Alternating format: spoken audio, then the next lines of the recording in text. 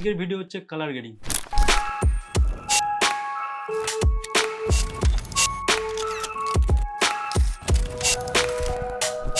যেসব ফটোগ্রাফার আছো বা অন্যান্য স্কিলে যারা ফটোশপ নিয়ে কাজ করছো, কালার গ্রেডিং যে স্কিলটা সেটা ঠিক অতি গুরুত্বপূর্ণ। তোমরা একটা মোটামুটি ছবিকে একটা কালার গ্রেড করে একটা ভালো একটা ছবি আনতে পারো। এটা অল্প সময় শেখা যায় না, তোমার স্কিলটা ইমপ্রুভ হতে থাকে যেটা তুমি যতটাই কাজ করতে থাকবে। তোমরা লক্ষ্য করে দেখবে ফেসবুকে অনেকেই পোস্ট করে যে প্রি ওয়েডিং এর ফটো সিরিজ, তার কালার গ্রেডিং প্রায় সব একই হয়। তো দেখতেও খুবই ভালো লাগে, আর অ্যালবামে দিলে অ্যালবামটাও ভালো লাগে, কারণ এই ফটোগুলো দেখবে একই ড্রেস বা একই আবহাওয়া বা একই লোকেশনে তোলা, এবার সেই ফটোগুলো একরকম হয়। সো ওয়েডিং এর ক্ষেত্রেও তোমরা সেটা করতে পারো, যে একই লোকেশনের ফটোগুলো বা একই ড্রেসের আছে সেগুলো একই কালার গ্রেডিং করতে পারো, সেটা তোমাদেরকে বলছি।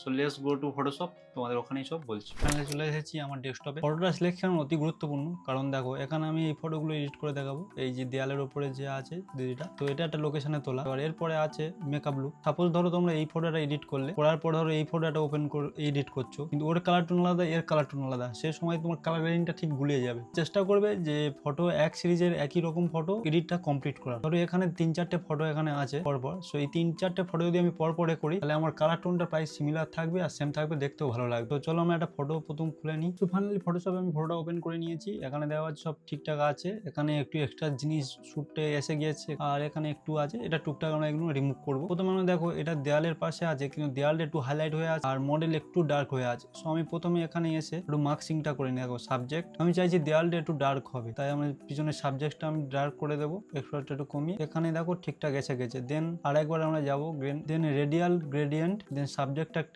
ওভারঅল আমি সিলেক্ট করে নেবো, নিয়ে সাবজেক্টটা একটু লাইট দিয়ে বাড়িয়ে দেবো। মোটামুটি সাবজেক্টটা হয়ে গেছে। দেন এবার আমরা ওভারঅল একটা এক্সপোজার কন্ট্যাক্ট এইগুলো নিয়ে খেলবো। কন্ট্যাক্ট হাইলাইট একটু বেড়ে গেছে, শ্যাডো হোয়াইট ব্ল্যাক, দেন মোটামুটি ঠিকই আছে। দেন কার্ভে চলে যাবো, একটু এখানে কম বেশি করে দেখতে পারি কেমন কি আছে। সো খেয়াল রাখবে কোনো ফটোতে একটু তোমার বেশি খাটতে হয়, কোনোটাতে কম। তার মানে এই না যে তুমি একটা ফটোর ওপর সব কিছু তোমার যা জ্ঞান আছে সব দিয়ে দিচ্ছ, দিয়ে দেখো সব বেশি হয়ে গেছে, একটু গ্যাপ যে গিয়েছে গোদা বাংলা সেটা বলে। সময় খেয়াল রাখবে যে বেশি খাটাখাটি না করতে, মানে ঘাটতে, তাতে তোমার হিতে বিপরীত হতে পারে। ছবি কালারিং ভালোর বদলে উল্টে কালো হয়ে যাবে, সেটা তোমরা বুঝতেও পারবে না। দেন এখানে যদি সবুজ আছে, আমি সবুজকে সবুজই রাখবো, যাচ্ছে একটু কমিয়ে দেখবো। দেন এখানে তুমি দেখো এই সাইডটা আছে ডার্ক, এই সাইডটা আছে লাইট, তাই সিম্পলি আমি এখানে যাবো মার্কসিং এ গিয়ে আর একটা লিনিয়ার গ্রেডিয়েন্ট নেবো, নিয়ে এই সাইডটাকে সিলেক্ট করে এই সাইডে একটু লাইট রাখবো, এই এতটা। আর সেম লিনিয়ার গ্রেড এই সাইডে নিয়ে একটু ডাউন করে দেবো লাইটটা। এবার দিদির ফেসটা আসি, ফেসটা একটু লাইট দরকার, মানে একটু কালারটা হয়ে আছে। দেন আমি অরেঞ্জে এসে একটু ডাউন করে দেবো। দেন লুমিনেন্সে গিয়ে একটু অরেঞ্জটা একটু হাই করে দেবো। জাস্ট ওকে, এই পর্যন্ত থাক, বেশি করার দরকার নেই। চলে যাবো কালার গ্রেডিং। কালার গ্রেডিং নিয়ে এসে শ্যাডোটা একটু ডাউন করবো, মিড টোনটা হালকা বাড়াবো। মোটামুটি ঠিকই লাগছে, আমি বিফোর আফটারটা দেখে নিই। এখানে ব্লাউজের কালারটা রেড, তাই একটু এটা রেডটা কমিয়ে দিয়ে একটু যেন চোখে লাগছে আমার, একটু কমিয়ে নিলাম। অ্যান্ড ওভারঅল ঠিকই আছে। দেন এখানে আমি বেশি কাটি খাচ্ছি না, ডিটেলসটা আর একটু বাড়িয়ে রাখি। সো কালার গ্রেডিং ছাড়াও তোমার যেগুলো টুকটাক আছে সেগুলো করতে হবে। প্রথম ব্যাকগ্রাউন্ড আমি কপি করে নিই, এই যে এক্সট্রা পার্সেন্টগুলো আছে এগুলোকে রিমুভ করে দিত। সো এটা রিমুভ করার অনেকগুলো টুল আছে এখানে। তো প্রথমে এক্সট্রা জিনিসগুলো আমাকে হটাতে হবে, তার জন্য আমি ইউজ করবো ব্যাসো টুল দিয়ে। জাস্ট একটা র্যাপলি আমি সিলেক্ট করে দেবো, এখান থেকে ব্যাস এতটা, অ্যান্ড দেন ওকে এতটা, দেন শিফট F5, দেন ওকে।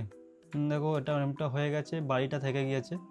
বাড়িটার জন্য এই টুলটা ইউজ করবো। এটাকে আমার সিম্পল এখানে বড় করে নিয়ে শিফট প্রেস করে এখানে একটা ক্লিক করব, দেন এখানে একটা, দেন এটা অটোমেটিক হাইড হয়ে গেছে। এবার টুকটাক যা আছে এটা ক্লিন করে নেবো।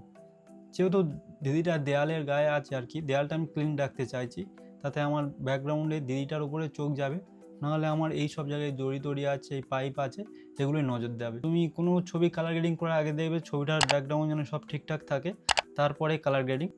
ক্লোন টুল দিয়ে আমি চেষ্টা করছি মিলানোর। তোমরা এটা ধরে ধরে করবে, তবে ব্যাকগ্রাউন্ডটা ভালো লাগবে। দেন এটা ঠিক আছে, ঠিকঠাক হয়ে গেছে। দেন এই যে দড়িটা আছে এটাও আমি রিমুভ করে নিই। সেটা তুমি তোমার মতো, যেটা তোমার সুবিধা হবে সেটা সেইভাবে রিমুভটা করে নিও। আমার এইটা এইভাবে সুবিধা, আমি সেইভাবেই রিমুভটা করছি। আবার হাওয়া হয়ে গেছে, এইভাবে কিছুটা সিলেক্ট করে পাইপের এইভাবে ছেড়ে দিলাম, একটু টাইম লাগবে। সো দেখো এরপরে ব্যাকগ্রাউন্ডটা ক্লিন লাগছে, দিদিকে বেশ ভালো লাগছে। কালার গ্রেডিংটা আমি লাস্টে আরেকবার তোমাকে দেখাচ্ছি আর কি টুল ইউজ করে যায়। এরপরে দিদি ফেসটা আছে এটা ক্লিন করে দেবো, তার আগে আমি এটা মার্চ করে নিই, আর এবার ডুপ্লিকেট লেয়ার। সো এখানে আমি স্কিন ফাইনার যে টুলটা আছে সেটা ইউজ করব। সে তোমরা এটা না থাকলে তোমরা ইউটিউবে দেখে নিতে পারো। আশা করি এই টুলটা সবাই এখন ইউজ করছো, খুব তাড়াতাড়ি হয়ে যাবে স্কিনটা রিটাচ। সেখানে ফাইনটা ডাউন করব, অ্যামাউন্ট একটু বাড়াবো, একটু বাড়াই, ওকে। স্কিন ইনফরমেশন এসে অ্যামাউন্ট একটু বাড়াবো, ব্লাইন্ডনেসটা হালকা, অ্যান্ড দেন ঠিক আছে অল্প করে নেবো, কারণ এরপরে আমি মিক্সার ব্রাশ টুলটা একবার ইউজ করবো যাতে স্কিনটা স্মুথ হয় আর একটু দেখতেও ভালো হয়। সো এটাও আমি আরেকবার কন্ট্রোল যে করে কপি করে নেবো। দেওয়ার পরে এই যে মিক্সার টুল আছে, মিক্সার ব্রাশ টুল, এটা নিয়ে যেই ওপরে যা আছে ওয়েট লোড মিক্সার, এটা তোমরা কপি করে তোমার ফটোতে ইউজ করতে পারো। তো এটাকে আমি করে দিদির ফেসটা একটু ক্লিন করার চেষ্টা করব, তাতে মুখটা গ্লো করবে বেশি। ফেসটা যাতে গ্লো করে তাতে একটু ড্রস ব্যান্ড টুল ড্রস ইউজ করবো যাতে গ্লো করে আর কি। এখানে দেখো একটা জিনিস তোমরা দেখো, এইটুকুনি জায়গায় বড্ড ডার্ক হয়ে আছে বেশি, আর ওভারঅল জায়গায় নেই। এটা আমি একটা কাজ করতে পারি, ল্যাশ টুলটা নেব, নিয়ে রাফলি একটা সিলেক্ট করে নেবো এইভাবে কিছুটা, এটা কন্ট্রোল যে নেওয়ার পরে এটাকে আমি একটু ব্লার দিয়ে দেবো একটু, জাস্ট ওকে। দেন এটা একটু বড় করে নেব কিছুটা এইভাবে আর কি, যাতে একটু ব্যাকগ্রাউন্ডটা বড় হয়, মানে ব্ল্যাক পার্সনটা একটু বেশি দেখায়। এই যে গ্রিন স্ক্রিনটা দেখো বিফোর আফটার হালকা করলাম, তোমরা যদি মনে করো আর একটু ব্লার করবে করতে পারো, অসুবিধা নেই। সো এখানে দেখো আমি চাই ছবিতে তাকালে যেন দিদির ফেসের ওপর লোকের নজরটা যায় আর কি। তার জন্য দেখো এই সাইডে একটু মানে লাইট ভাব আছে, এগুলোকে আমি একটু গ্রেডিয়েন্ট দিয়ে নিচটা একটু ভরে দিতে চাই।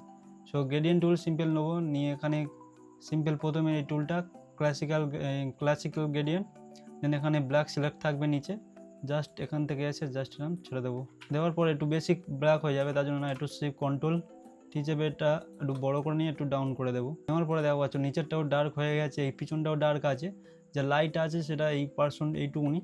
কালার গ্রেডিং ছাড়া আমাদের মোটামুটি কাজ ওখানে এই পর্যন্ত ঠিক আছে। সো এরপরে আমরা আরেকবার ক্যামেরা রতে যাব, দেন কন্ট্রোল শিফটে শর্টকাট খুব জরুরি, তোমাদের কাজ স্পিডে করতে চাও এটা একটু শিখে নিও। কালার গ্রেডিংয়ের মেন কাজ হচ্ছে ক্রাবে, আমি ইদানিংকালে যা বেশি ইউজ করছি। ক্রাফটটা তোমরা একটু ভালোভাবে প্র্যাকটিস করবে, ক্রাবের মধ্যেই 50% কালার গ্রেডিং লুকিয়ে আছে। তোমরা এটা যে যত ভালোভাবে রপ্ত করতে পারবে তার ফটো তাড়াতাড়ি তত ভালো কালার গ্রেডিং। এখানে রেডটাকে একটু ধরে সাপোজ আপ ডাউন করে দেখি, এই যে কালারটা আমার খুব ভালো লাগে, আমি সব কালার এই কালারটাই এনেছি, ইনস্টাগ্রামে অলরেডি আমি আপলোড করে দিয়েছি, এই ছবিটা দেখা পাচ্ছ। এখানে হচ্ছে এটা অ্যাকোয়া কালার চলে এসেছে, এটা যদি আমি একটু কম করতে চাই স্যাচুরেশন, দেন অ্যাকোয়াটা একটু মাইনাস করে দেখতে পারি, মাইনাস করলে একটু অন্যরকম হয়ে যাচ্ছে। হিউতে গিয়ে যদি অ্যাকোয়াটা নিয়ে আমরা খেলি, দেখি অন্য যদি কালার আসে, ওকে লেমিউসে গিয়ে একটু বাড়িয়ে দিই, এই পর্যন্ত ঠিক আছে। তো তোমরা দেখলে কীভাবে অল্প সময়ের মধ্যে আমি কালার গ্রেডিংটা করে নিলাম। এখানে দেখো বিফোর অ্যান্ড আফটার, তোমরা বুঝতে পারছো আশা করি, খুব অল্প সময়। এর নিচে আছে ক্যালিব্রেশনও আছে, এখানে হয়েছে যদি আমি একটু ছাড়াছাড়ি করি আশা করি একটু ভালো কালার আসবে। কালার গ্রেডিং এই যে তুমি এক চান্সে মানে ছবিটা বলতে পারবো না যে আমি যে ছবিটা এই থেকে এই হবে, হ্যাঁ যেটা তুমি ভালো লাগে যে সবুজকে হলুদ করে দেবে বা অন্য কালার, সেটা ব্যাপারটা আলাদা। বাট যতটা তুমি ন্যাচার রাখবে, ন্যাচার কালার, এই যেমন এটা অ্যাকোয়া কালার আছে অ্যাকোয়াই রেখেছি, এখানে সবুজ আছে সবুজই আছে, মানে একটু 19-20 করলে চলবে, ঠিক আছে। তুমি যদি আকাশকে পাতাল বানিয়ে দাও তখন ছবিটা বেকার লাগবে, বিশেষ করে কালার গ্রেডিংয়ের ক্ষেত্রে। তো কালার যেই কালার থাকবে সেই কালারেই আনার চেষ্টা করবে, যত এক্সট্রা অন্যান্য কালার আনবে তবে ছবিটা একটু ঘেটে যাওয়ার চান্স বেশি থাকে। কালার যদি একটু বেশি মনে হয় তাহলে কালারে গিয়ে এই ব্রাইটনেসটা একটু ডাউন করে দেবে। দেন আমার মনে হচ্ছে ফেসের কালারটা বড্ড সাদা হয়ে গেছে, তার জন্য স্যাচুরেশনে গিয়ে এখানে অরেঞ্জের এটা একটু বাড়িয়ে দেবো, দেন জাস্ট ওকে। এই পর্যন্ত আমার কাজ শেষ। হচ্ছে বিফোর আর আফটার, দেখো বিফোর আফটার ছবিতে গ্লো চলে এসেছে, মানে ছবিতে তাকালে আর কি দিদির মুখটার ওপর ফোকাস করবে, গ্লো করবে আর কি। আশা করি বুঝতে পেরেছো কালার গ্রেডিংটা আমি কীভাবে করলাম, খুব অল্প সময় অল্প দিয়ে। আমি বেশি লেয়ারও ট্রাই করিনি এখানে, এক্সট্রা কোনো লেয়ার। এরপরেও যদি তোমার মনে হচ্ছে তোমার ছবিতে ঠিকঠাক কালার গ্রেডিং আসেনি, এখানে আরও দু একটা টুল আছে, সেটা হচ্ছে অ্যাডজাস্টমেন্ট লেয়ারে যাবে, গিয়ে সিলেক্টিভ কালার, গিয়ে এখানে যে কালারটা তুমি চেঞ্জ করতে চাচ্ছ অ্যাকোয়া কালার, এইটা ধরো আমি একটু কাটি খাচ্ছি, দেখো নতুন কালার আসবে আর কি, যদি তুমি তোমার মনের মতো কালার না পেয়ে থাকো আর কি। এখানে চলে যাবে সবুজ মানে গ্রিন, তো গ্রিনটা একটু ছেড়ছাড়ি করে দেখতে পারো যদি তুমি তোমার মনের মতো পেয়েও যেতে পারো। এখানে সিলেক্টিভ কালারে অনেক আরো ভালো ভালো আছে, সবুজ গ্রিন হলুদ, মানে যে কটা কালার তোমার ছবিতে থাকবে সে কটা কম বেশি করে এখান থেকে দেখতে পারো। চ্যানেল মিক্সারে গিয়েও রেড গ্রিন ব্লু তিনটে থাকে, সেটাকে একটু ছেড়ছাড় করে দেখতে পারো, হালকা ছেড়ছাড় করলেই ছবিটা অনেক কিছু চেঞ্জ হয়ে যায় কালার মিক্সারের ক্ষেত্রে, সেক্ষেত্রে দেখতে পারো। আমি আমার ক্ষেত্রে প্রয়োজন হয়নি, জাস্ট ক্যামেরা রতে তোমাদেরকে দেখালাম খুব সিম্পলভাবে কী করে হয়ে যায়, খুব জটিলতা না করে। তোমার যদি ব্যাকগ্রাউন্ড ঠিকঠাক থাকে, মডেলের ফেস ঠিকঠাক থাকলে, ঠিকঠাক পোজের লুকে ঠিকঠাক, মানে ছবিটা ওভারঅল ভালো থাকে, তাহলে কালার গ্রেডিংও ভালো লাগবে। এবার যদি তোমার ফটোটা অন্যরকম থাকে, দিদিকে ভালো লাগছে না, মুখটা বেঁকে আছে, বা যে ব্যাকগ্রাউন্ডে আছে সেই ব্যাকগ্রাউন্ডে কালার গ্রেডিং করা সম্ভব না, আবার একটু অন্যরকম, তখন কিন্তু কালার গ্রেডিংটা একটু বাজে লাগার চান্স বেশি। তুমি তাই জন্য আমি তোমাদেরকে বলেছিলাম ছবি সিলেকশনটা খুবই গুরুত্বপূর্ণ, ছবি সিলেকশনটা তোমরা একটু দেখে শুনে করো। আশা করি ভিডিওটা ভালো লেগেছে, যদি ভালো লাগে চ্যানেলটা সাবস্ক্রাইব করে দিও। দেখা হচ্ছে অন্য কোনো ভিডিওতে। Tata, bye bye.